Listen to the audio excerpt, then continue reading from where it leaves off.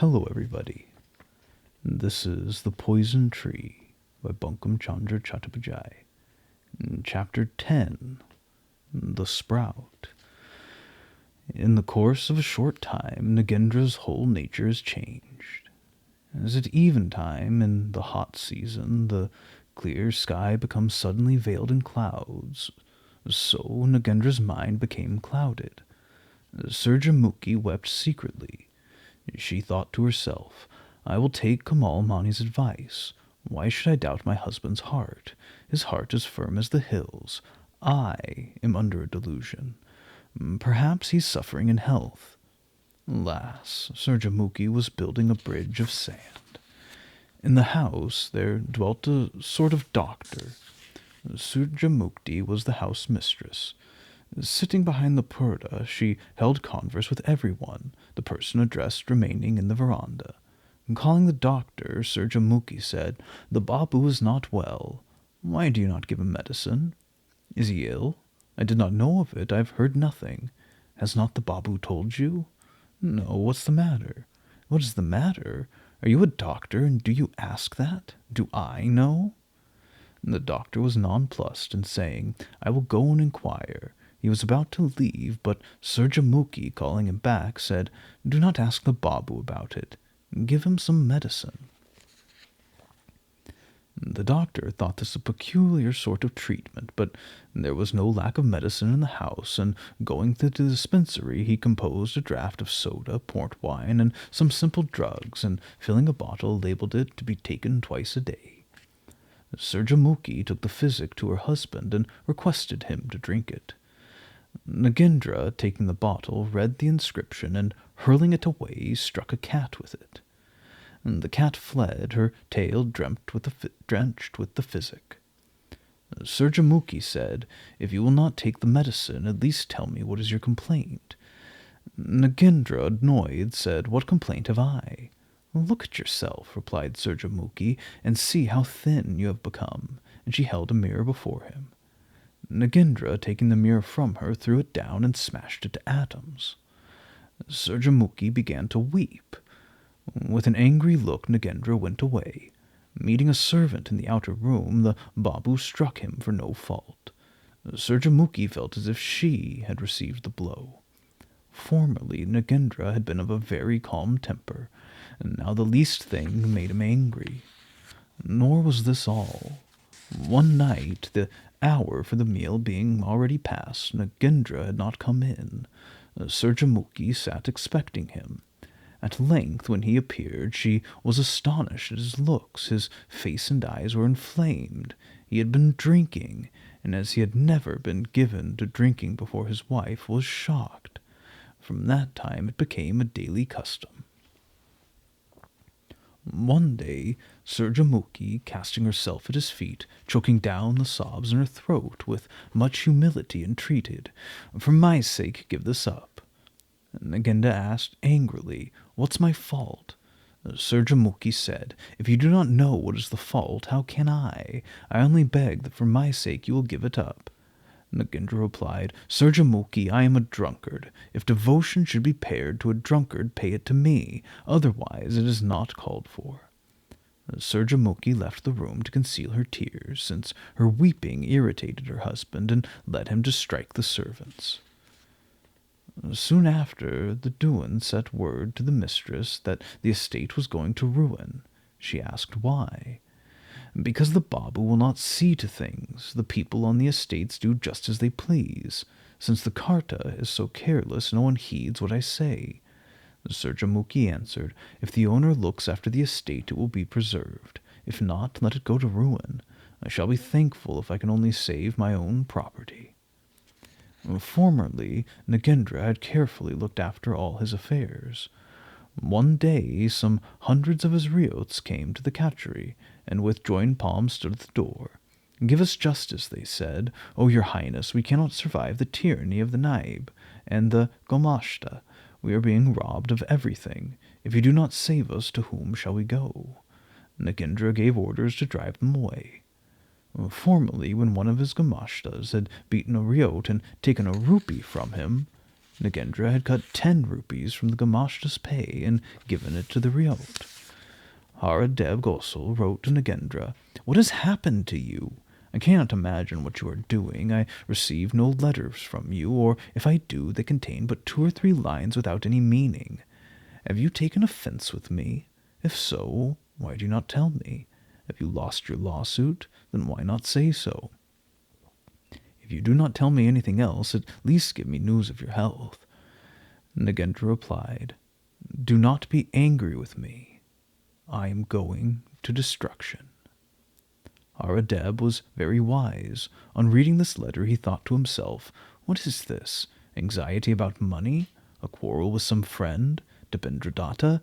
Nothing of the kind. Is this love?"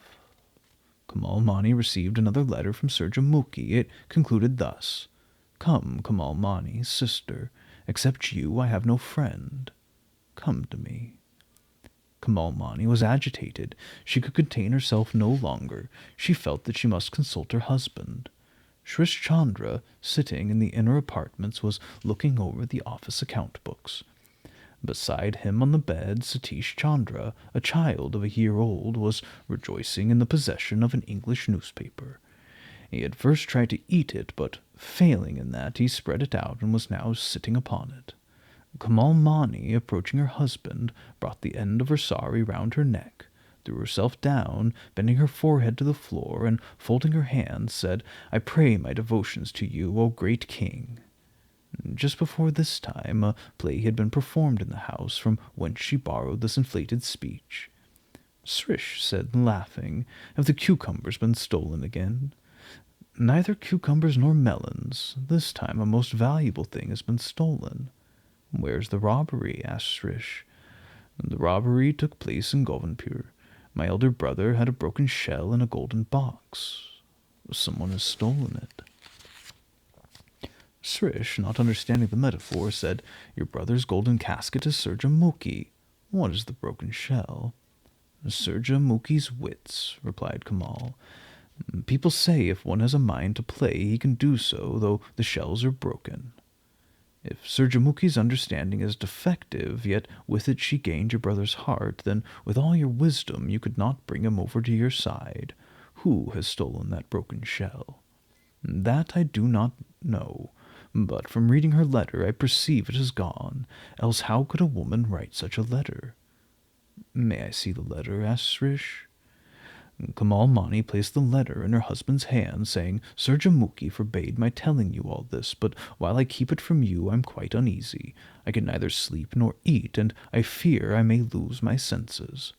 If you have been forbidden to tell me of the matter, I cannot read this letter, nor do I wish to hear its contents.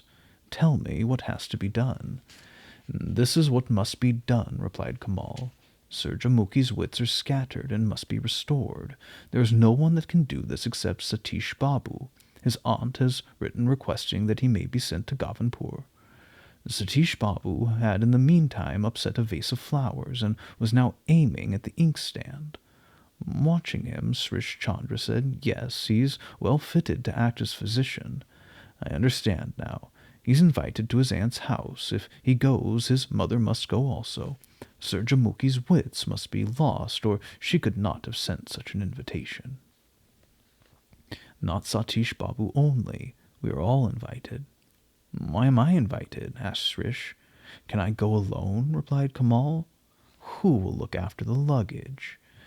"It's very unreasonable in Surjamukhi if she wants her husband's brother-in-law only that he may look after the luggage. I can find someone else to perform that office for a couple of days." Kamal Mani was angry. She frowned, mocked at Srish Chandra, and, snatching the paper on which he was writing out of his hand, tore it to pieces. Srish Chandra, smiling, said, "Serves you right." Kamal, affecting anger, said, "I will speak in that way if I wish." Srish, in the same tone, replied, "And I shall speak as I choose." Then a playful scuffle ensued. Kamal pretended to strike her husband, who in return pulled her hair, whereupon she threw away his ink, and then they exchanged angry kisses. Satish Babu was delighted at this performance. He knew that kisses were his special property, so when he saw them scattered in this lavish manner, he stood up, supporting himself by his mother's dress to claim his royal share, crowing joyously. How sweetly that laugh fell on the ears of Kamal Mani. She took him in from her lap and showered kisses upon him. Srish Chandra followed her example. Then Satish Babu, having received his dues, got down and made for his father's brightly colored pencil, which soon found its way into his mouth. In the battle between the Kurus and the Pandus, there was a great struggle between Bhagadatta and Arjuna. In this fight, Bhagadatta being invincible and Arjuna being vulnerable, the latter called Krishna to his aid, who, receiving the charge of Bhagadatta on his breast, blunted the force of the weapons. In this manner, Satish Chandra, having received these attacks on his face, peace was restored.